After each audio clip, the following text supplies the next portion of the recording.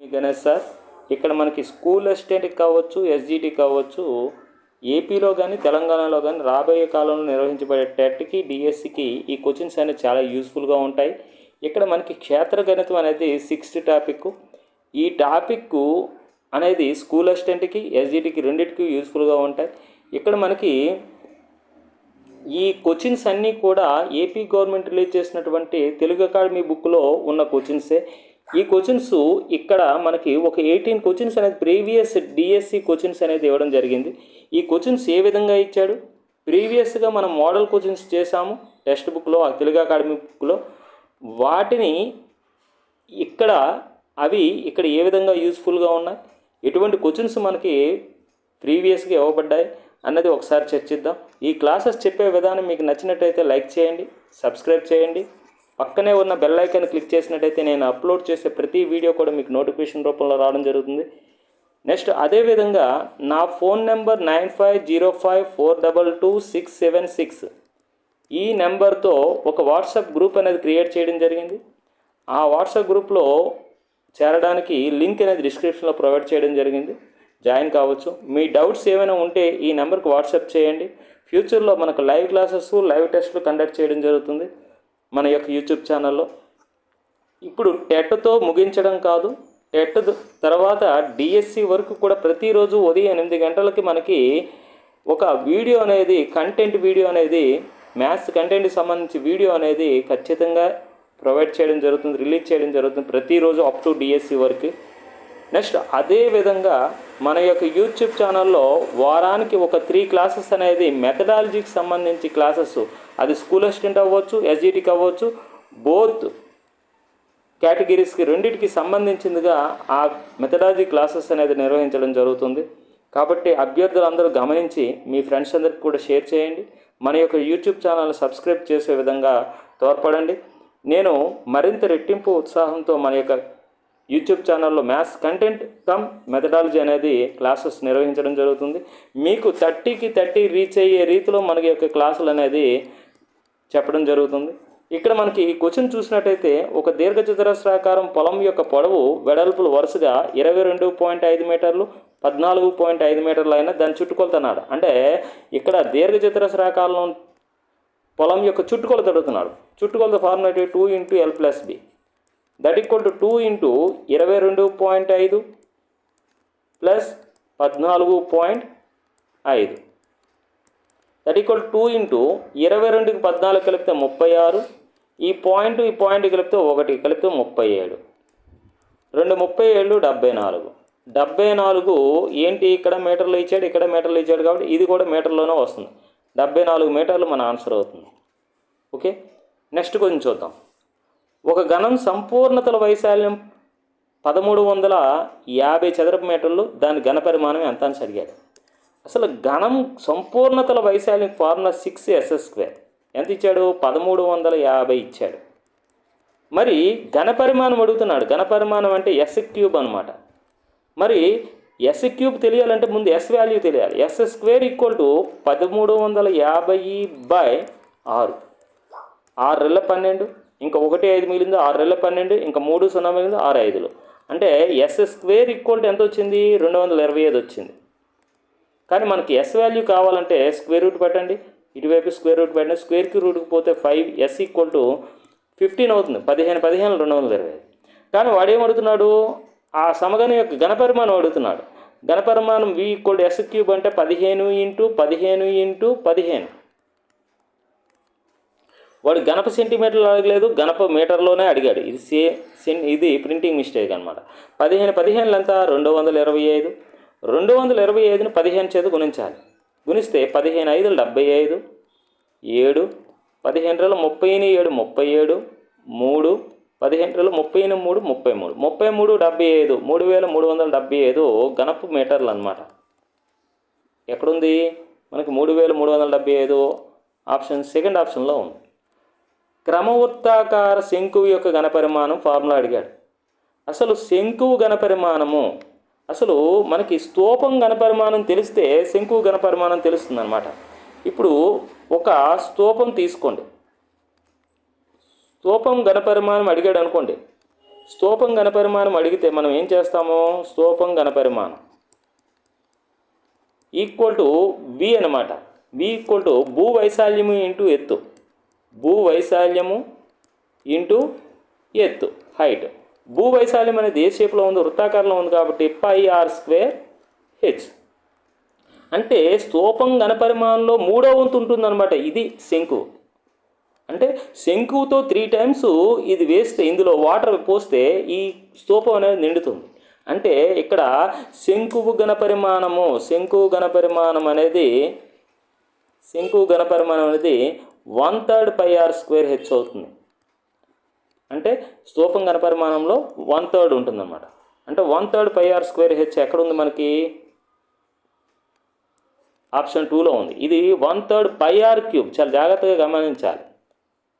1/3 pi are square H అనేది second option ఇది right answer. Next కొంచెం చూడండి. రాంబస్ కర్ణాల పొడవులు 16 సెంటీమీటర్లు, 12 సెంటీమీటర్లు అయిన రాంబస్ యొక్క భుజం ఎంత? ఇక్కడ మనకి రాంబస్ భుజానికి కర్ణాలకి మధ్య రిలేషన్ తెలియాలి మనకి. ఇప్పుడు ఒక రాంబస్ ఈ విధంగా ఉందనుకుందాం. ఈ రాంబస్ కర్ణాలు అనమాట ఈ రెండు కూడా. ఇది D1, ఇదేమో D2, ఇదేమో ఏ సైడ్ అనమాట. భుజం పొడవు, భుజాలు అన్నీ కూడా సమానంగా ఉంటాయి. ఈ భుజము రాంబస్లు అన్ని భుజాలు సమానంగా ఉంటాయి. కర్ణాలు వేరువేరుగా ఉంటాయి. ఆ రెండు కర్ణాలు D1, D2 అనుకుందాం. మరి భుజం పొడవేమో ఏ అనుకుందాం. వీటి మధ్య రిలేషన్ ఏంటంటే D1² + D2² equal to 4A అనమాట. ఇది కర్ణాలకి భుజాలకి ఉన్నటువంటి రిలేషన్. ఇప్పుడు కర్ణము స్క్వేర్ అంటే 16 స్క్వేర్, 16 256 ప్లస్ D2² అంటే 12 144. That equal to 4A². 4A². ఇప్పుడు ఈ రెండు కలిపితే 400ని ఈ 4 అనేది మల్టిప్లై చేస్తుంది, ఇటేపు వస్తే డివైడ్ చేస్తుంది. That equal to A². A² equal to ఏమవుతుంది? 4 1 జా 400 జా. అంటే A² ఈక్వల్ టు ఎంత వచ్చింది? 100 వచ్చింది. మనకేం కావాలి? భుజం యొక్క పొడవు కావాలి. అప్పుడు ఏం చేయాలి? బోత్ సైడ్ స్క్వేర్ రూట్ పెట్టండి. స్క్వేర్కి రూట్కి పోతే ఏ మిగిలింది? ఏ ఈక్వల్ టు √100 అంటే 10 అనమాట. అంటే భుజం పొడవు, రాంబస్లో ఉన్నటువంటి భుజం పొడవు 10 సెంటీమీటర్లు రావడం జరుగుతుంది. అంటే థర్డ్ ఆప్షన్ ఇది రైట్ ఆన్సర్ అవుతుంది అన్నమాట. ఓకే, నెక్స్ట్ కొంచెం చూడండి. స్తూపం ఉపరితల వైశాల్యం అడిగాడు. స్తూపం యొక్క ఉపరితల వైశాల్యం అడిగినప్పుడు ఇప్పుడు మనకు ఒక స్తూపాన్ని ఈ విధంగా గీసుకుంటున్నాం. ఒక స్తూపం ఈ విధంగా ఉంది. స్తూపం ఉపరితల వైశాల్యం లేదా ప్రక్కతల వైశాల్యం. ప్రక్కతల వైశాల్యం ఎప్పుడూ కూడా స్తూపం యొక్క ప్రక్కతల వైశాల్యము దేని యొక్క ప్రక్కతల వైశాల్యమైనా భూ చుట్టుకొలత ఇంటూ ఎత్తు చేయాలి. భూ చుట్టుకొలత ఇంటూ హైట్, ఎత్తు. భూమి ఏ ఆకారంలో ఉంది? వృత్తాకారంలో ఉంది. కాబట్టి ఆ వృత్తాకారంలో ఉన్నటువంటి వృత్తం యొక్క చుట్టుకొలత 2πr ఇంటూ హెచ్. 2πrh. ఎక్కడుంది 2πrh?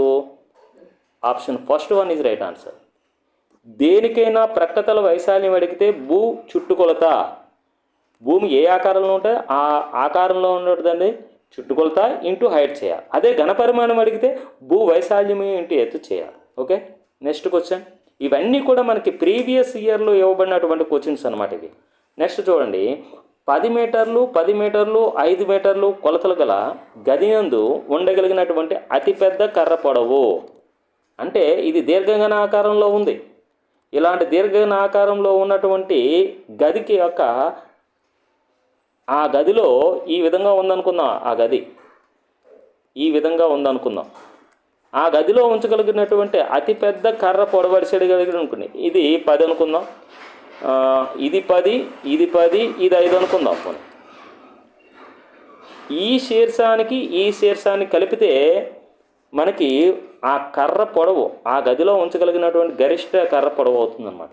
అంటే ఈ దీర్ఘగణానికి ఉన్నటువంటి కర్ణం పొడవు అవుతుందన్నమాట. ఆ కర్ణం పొడవుకి ఫార్ములా ఏంటి? √L² + B² + S² అనమాట.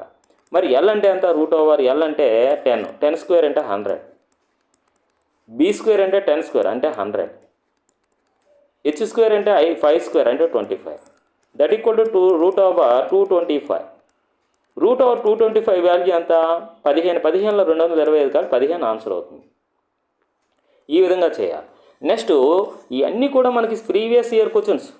ఏ విధంగా చేయాలి, మనకి సబ్జెక్ట్ అనేది ఉన్నట్టయితే ఫాస్ట్గా టక్మని మనము అన్ని క్వశ్చన్స్ చేయగలుగుతాం. ఒకసారి చూడండి, లంబకోణ త్రిభుజం యొక్క భూమి 8 సెంటీమీటర్లు, కర్ణం 17 సెంటీమీటర్లు, అయినా దాని వైశాల్యం సెంటీమీటర్లు, చదరపు సెంటీమీటర్లు అని అడిగాడు. ఒక లంబకోణ త్రిభుజం ఈ విధంగా ఉంది. ఈ విధంగా మనకు ఒక లంబకోణ త్రిభుజం ఉంది. లంబకోణ త్రిభుజంలో ఇది భూమి 8 సెంటీమీటర్లు, కర్ణం పొడవు అంటే లంబకోణానికి ఎదురుగా ఉన్నది ఇది 17 సెంటీమీటర్లు. ఇది 17 సెంటీమీటర్లు, ఇది 8 సెంటీమీటర్లు అయిందంటే ఖచ్చితంగా ఇది 15 అవుతుంది. ఎలా చెప్తున్నానంటే, ఇప్పుడు 2n తర్వాత n² - 1 n² + 1 ఇవి మనకు ఉన్నటువంటి లంబకోణ త్రిభుజానికి ఉన్నటువంటి భుజాల కొలతలు. n వాల్యూ నేను ఏం చేస్తున్నానంటే 4 తీసుకున్నాను అనుకోండి, 2 4 అంటే మనకు ఒక అవగాహన, ఐడియా రావాలి వెంటనే. ఆ ఐడియా రావాలంటే నెంబర్ ఆఫ్ టైమ్స్ ప్రాక్టీస్ చేస్తే మనకు ఒక అవగాహన వచ్చేస్తుంది. 2 4 8 ఇది అంటే n ప్లేస్లో 4 వేసుకుంటే ఈ ఫార్ములాలో మనకి కొలతలు రావడం జరుగుతుంది. చూడండి, n² - 1 అంటే 4² - 1 అంటే 4 అంటే 4² అంటే 16, 16లో 1 పోతే 15, ఇక్కడ 8. ఇంకోటి ఏంటి, n² + 1 అంటే 4² + 1, 4² అంటే 16, 16 కొను కలిపితే 17 అంటే 8, 15, 17తో మనకి ఒక లంబకోణ త్రిభుజాన్ని ఏర్పరిచే భుజాల కొలతలు అనమాట. అందుకే వీటిని పైథాగరస్ త్రికాలన్స్ అంటారు. పైథాగరన్ త్రికాలన్స్ అంటారు. 8, 15, 17, 8, 15, 17. ఇందులో ఏదైతే మనకి పెద్ద కొలత కలిగి ఉందో అదే కర్ణం అవుతుంది. మిగిలిన 2 భుజాలు కూడా లంబకోణాన్ని ఏర్పరిచే భుజాలు అనమాట. అంటే ఈ లంబకోణ త్రిభుజంలో వైశాల్యం అడిగాడు అనుకోండి, లంబకోణాన్ని ఏర్పరిచే భుజాల లబ్ధం 15 × 8, అందులో సగం అంటే హాఫ్. ముందునే 2 1 2 4 15 4 60 చదరపు సెంటీమీటర్లో ఆన్సర్ అవుతుంది. 60 చదరపు సెంటీమీటర్లు ఎక్కడుంది మనకి, చూడండి, 60 చదరపు centimetre, first one is right answer అవుతుంది. ఈ విధంగా మనం చేసుకోవాలి. 7th question okay. ఇవన్నీ కూడా మనకు ప్రీవియస్ ఇయర్లో ఇవ్వబడినటువంటి క్వశ్చన్స్. చూడండి, ఈ క్వశ్చన్ చూడండి, 1 సెంటీమీటర్ వ్యాసార్థం గల 3 వృత్తాకార నాణెములను ప్రతి ఒక్కటి మిగిలిన రెండింటిని పూర్తిగా తాకే విధంగా అమర్చిన నాణెముల మధ్య ప్రదేశం ఎంత అని అడిగాడు. చూడండి, ఇదొక నాణెం, ఇదొక నాణెం, ఇదొక నాణెం. 3 నాణ్యాలు కూడా వ్యాసార్థం, ఇది 1 సెంటీమీటర్, ఇది 1 సెంటీమీటర్, ఇది 1 సెంటీమీటర్. అంటే ఇక్కడ లోపల ఒక త్రిభుజం ఏర్పడింది. ఈ ఖాళీ ప్రదేశం ఉంది కదా, ఈ ఖాళీ ప్రదేశం ఎంత, ఈ నాణ్యాల మధ్య ఉన్న ఖాళీ ప్రదేశం ఎంత అని అడుగుతున్నాడు. ఇక్కడ ఇది 1 సెంటీమీటర్, ఇది 1 సెంటీమీటర్, ఇది 1 సెంటీమీటర్, ఇది 1 సెంటీమీటర్, ఇది 1 సెంటీమీటర్, ఇది 1 సెంటీమీటర్. అంటే ఈ త్రిభుజం అనేది, అంటే ఈ నాణ్యాల యొక్క కేంద్రాలని కలుపుతూ ఒక త్రిభుజాన్ని నిర్మించవచ్చు. ఆ త్రిభుజమే సమబాహు త్రిభుజం అవుతుంది. అంటే ఈ సమబాహు త్రిభుజం యొక్క భుజం ఎంత, A = 2 సెంటీమీటర్. అంటే దీని వైశాల్యం ఏమవుతుంది, √3/4 A² కదా, A² అంటే 2² అనమాట. అంటే 2² అంటే ఈ 4, ఇది 4. ఇది సమబాహు త్రిభుజం యొక్క వైశాల్యము √3 వచ్చింది. మరి ఈ సమబాహు త్రిభుజ వైశాల్యంలోంచి ఇదొక సెక్టర్, ఇదొక సెక్టర్, ఇదొక సెక్టర్ని సబ్ట్రాక్ట్ చేసాం అనుకోండి, 3 సెక్టర్ వైశాల్యాలని సబ్ట్రాక్ట్ చేసాం అనుకో. 3 సెక్టర్ వైశాల్యాలు అంటే 3 × x/360 × πr² అనమాట సెక్టర్ వైశాల్యం. అలాంటి 3 సెక్టర్లు ఉన్నాయి చూడండి. ఇక్కడ 3 సెక్టర్ వైశాల్యాలు సబ్ట్రాక్ట్ చేయాలి. ఇదిగోండి, సెక్టర్ అంటే ఇది, ఈ ప్లేస్లు సబ్ట్రాక్ట్ చేసాం అనుకోండి, అప్పుడు ఈ నాణ్యాల మధ్య ఉన్నటువంటి ఖాళీ ప్లేస్ రావడం జరుగుతుంది. మొత్తం త్రిభుజ వైశాల్యం ఏమో √3 వచ్చింది. మరి 3 × ఇది సెక్టర్ వైశాల్యం, 3 సెక్టర్లు కూడా ఈక్వల్గా ఉన్నాయి. చూడండి, ఇక్కడ 60 డిగ్రీల కోణం చేస్తుంది, ఇక్కడ 60 డిగ్రీలు, ఇక్కడ 60 డిగ్రీలు. ఎందుకు 60 డిగ్రీలు అంటున్నాను, ఇక్కడ మనకి ఏర్పరిచినటువంటి త్రిభుజం అనేది సమబాహు త్రిభుజం కాబట్టి సమబాహు త్రిభుజంలో ప్రతి కోణము 60 డిగ్రీలు ఉంటుందన్నమాట. అంటే ఈ ఎక్స్ ప్లేస్లో 60 డిగ్రీలు వేయాలి. 3 × 60/360 × π × r అంటే ఎంత, r అనేది వ్యాసార్థం అనమాట, 1 సెంటీమీటర్, 1² చూడండి, ఈ 0కి పోయింది, 6 1 6 6, 3 1 3 2. ఇక్కడ ఏమొచ్చింది, పైన న్యూమరేటర్లో π ఉంది, ఇక్కడేమో 2 ఉంది. అంటే 3 సెక్టర్లు కలిపితే గ్రీన్ మార్కులో ఉన్నవి 3 సెక్టర్లు కలిపితే π/2 రావడం జరిగింది. మనకి మొత్తం త్రిభుజ వైశాల్యం ఏమో √3 రావడం జరిగింది. ఆ మొత్తం త్రిభుజ వైశాల్యంలో నుంచి ఆ 3 సెక్టర్లు కలిపితే ఎంత వైశాల్యం ఉంటుంది? π/2ని సబ్ట్రాక్ట్ చేస్తే వచ్చేదే ఆ 3 నాణ్యాల మధ్య ఉన్న ఖాళీ ప్రదేశం అనమాట. √3 - π/2 ఎక్కడుంది? ఆప్షన్ 2లో ఉంది. నెక్స్ట్ క్వశ్చన్ చూడండి. ఒక పొలం దీర్ఘచతురస్రాకారంలో ఉంది. దాని పొడవు వెడల్పునకు 1 + 1/2 రెట్లు. అంటే వెడల్పు అనేది మనం x మీటర్లు అనుకున్నాం. పొడవు అనేది ఏమవుతుంది? ఆ xకి 1 + 1/2 రెట్లు. అంటే 2 × 1 2, 2కి 1 కలిపితే 3, 3/2 చేత గుణించాలన్నమాట. అంటే 3x/2 అనమాట. అయితే దాని వైశాల్యం ఇచ్చాడు 2.4576 హెక్టార్లు అనేసి. అయితే దాని చుట్టుకొలత ఎంత అని అడిగాడు. అసలు వైశాల్యం అనేది పొడవు ఇంటూ వెడల్పే కదా. పొడవు ఎంత? 3x/2, వెడల్పు ఎంత? x ఈ రెండింటిని మల్టిప్లికేషన్ చేస్తే వైశాల్యం వస్తుంది. ఆ వైశాల్యం ఎంత? 2.4576 హెక్టార్లు. మరి హెక్టార్లని మనము చదరపు మీటర్లోకి మార్చినట్టయితే 10,000 చదరపు మీటర్లు. ఒక హెక్టార్కి 10,000 చదరపు మీటర్లు కాబట్టి 2.4576 హెక్టార్లు అంటే ఇంటూ 10,000 చేత గుణించినట్టయితే చదరపు మీటర్లోకి మార్చడం జరిగింది. ఇప్పుడు x × x² దీని చేత గుణించామనుకోండి. ఇక్కడ ఒకటి పక్కన 4 సున్నాలు ఉన్నాయి కాబట్టి ఈ పాయింట్ పోతుంది అనమాట. అప్పుడు ఏమవుతుంది? 24,576 అవుతుంది. ఇంటూ ఈ 3/2 కాస్త ఇటువైపు వస్తే 2/3 అవుతుంది. 3 × 8 = 24, 3 × 1 = 3. ఇక్కడ ఇంకా ఎంత మిగిలింది? 2 7 మిగిలింది. 3 × 9 = 27, 3 2 = 6. అంటే x² = 2 ఇంటూ ఇంకో 2 చేత భాగించామనుకోండి దీన్ని. అంటే ఈ 8192ని 2 ఇంటూ 2 40, 2 9, 2 6 ఇలా రాయొచ్చు. మరలా x² = 2 ఇంటూ 2 ఇంటూ 4 ఇంటూ చూడండి 4 10 40. నేను విడదీస్తున్నాను. ఎందుకు విడదీస్తున్నానంటే 4 24 96. ఇప్పుడు ఇటువైపు స్క్వేర్ రూట్ పెట్టండి, ఇటువైపు స్క్వేర్ రూట్ పెట్టండి. ఈ రెండిట్లకి ఒక 2 అంటే స్క్వేర్కి రూట్కి పోతే x = ఏమొస్తుంది? ఈ రెండిట్లకి ఒక 2, √4 వాల్యూ ఒక 2 ఇంటూ 1024 అంటే 32 రూట్ వాల్యూ. అంటే 2 2 4, 4 2 8, 4 3 12, 128 మీటర్లు మనకి x వాల్యూ రావడం జరిగింది. అంటే వెడల్పు అనేది 128 మీటర్లు అనమాట. మరి పొడవు కావాలంటే ఏం చేయాలి? 3 ఇంటూ 128/2, 2 1 2 64, 64 3 4 12, 1 3 6 18, 1 19, 192 మీటర్లు పొడవు. ఇప్పుడు ఏం అడిగాడు? చుట్టుకొలత అడిగాడు. చుట్టుకొలత format 2 × l + b. 2 into l అంటే ఎంత వచ్చింది? పొడవు 192 ప్లస్ వెడల్పు ఎంత వచ్చింది? 128. 2 ఇంటూ ఈ 2 కలిపితే 100. చూడండి ఈ 2 8 కలిపితే 10, 1 1 9 కలిపితే 10, 10 కలిపి 2 కలిపితే 12, 1 1 1 2 2 1 3, 320.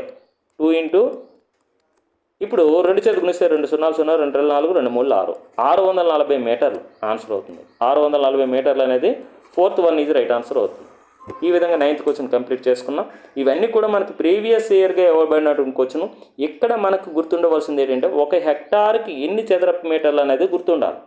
10,000 చదరపు మీటర్లు గుర్తుంటేనే ఇది మనం ప్రాబ్లం కంప్లీట్ చేయగలం. ఈ ఒక హెక్టార్లో ఇచ్చి ప్రాబ్లం అనేది మనకి టెట్లో కావచ్చు, డిఎస్సిలో కావచ్చు అడగడానికి 100కి 99% అనేది స్కోప్ ఉన్నటువంటి క్వశ్చన్. ఇది చాలా జాగ్రత్తగా కేర్ తీసుకొని చేయండి. నెక్స్ట్ క్వశ్చన్ చూడండి. ఒక చతుర్భుజంలో అంటే రాంబస్ అనమాట. చతుర్భుజాల్లో రకాల్లో ఉన్నటువంటి రాంబస్ అనమాట. కర్ణాల పొడవులు 6 సెంటీమీటర్లు 8 సెంటీమీటర్లు అయితే భుజం పొడవు ఎంత అని అడిగాడు. ఇప్పుడు మనకి ఒక చతురస్రం తీసుకున్నట్టయితే కర్ణాల పొడవులు సపరేట్గా ఉంటాయి. ఇది D1 అయితే ఇది D2 అనమాట. కానీ భుజాల పొడవులు మాత్రం అన్నీ కూడా సమానంగా ఉంటాయి. ఇది ఏ అయితే ఇది ఏ, ఇది ఏ, ఇది ఏ. అయితే కర్ణాల పొడవులకి భుజాలకి ఉన్న రిలేషన్ ఏంటంటే D1² + D2² = 4a². ఈ రిలేషన్ బేస్ చేసుకొని ఈ క్వశ్చన్కి ఆన్సర్ చేయొచ్చు. అంటే ఇటువంటి మోడల్ క్వశ్చన్ రాంబస్కి సంబంధించి చాలాసార్లు అడగడం జరిగింది. కాబట్టి ఈ క్వశ్చన్ అనేది చాలా చాలా ఇంపార్టెంట్. కర్ణాల పొడవులకి రాంబస్లో కర్ణాల పొడవులకి భుజానికి ఉన్నటువంటి రిలేషన్ ఏంటంటే d1 square plus d2 square equal to 4a² అనమాట. d1 స్క్వేర్ అంటే 6 square 36 plus d2 square 864 equal to 4a². అంటే 4a² ఈక్వల్ టు ఎంత వచ్చింది? 100 వచ్చింది. ఈ రెండు కలిపి a² ఈక్వల్ టు 100/4 అంటే 425. అంటే a² వాల్యూ ఎంత వచ్చింది? a² ఈక్వల్ టు మనకి 25 వచ్చింది. కానీ మనకేం కావాలి? భుజం పొడవు అంటే ఏ కావాలి. స్క్వేర్ రూట్ పెట్టండి a²కి, దీనికి కూడా స్క్వేర్ రూట్ పెట్టండి. స్క్వేర్కి రూట్కి పోతే ఏ వచ్చింది? √25 వాల్యూ 5. అంటే భుజం పొడవు రాంబస్ యొక్క భుజం పొడవు 5 సెంటీమీటర్లు రావడం జరిగింది అన్నమాట. కాబట్టి మనకి ప్రీవియస్ ఇయర్లో చాలాసార్లు ఈ రాంబస్కి సంబంధించి కర్ణాల పొడవులకి భుజాల పొడవుకి ఉన్నటువంటి రిలేషన్ ఆధారంగా చేసుకొని ఒక క్వశ్చన్ అనేది ఇవ్వడం జరుగుతుంది. కాబట్టి చాలా జాగ్రత్తగా ఈ క్వశ్చన్ అనేది ఎక్కువ టైమ్స్ చేయండి, ప్రాక్టీస్ చేయండి. చేసినట్టయితే మీరు కూడా మీ ఎగ్జామ్ హాల్లో బహుశా నెక్స్ట్ టెట్లో రావడానికి స్కోప్ ఉన్నటువంటి క్వశ్చన్ అనమాట ఇది. ఓకే, నెక్స్ట్ క్లాస్లో కలుసుకుందాం. ఇంకొక 8 క్వశ్చన్లు అనేవి మనకి ప్రీవియస్ ఇయర్ క్వశ్చన్స్ ఉన్నాయి ఈ టాపిక్ సంబంధించి. అవి కూడా నెక్స్ట్ క్లాస్లో కంప్లీట్ చేసుకుందాం. Okay, thank you.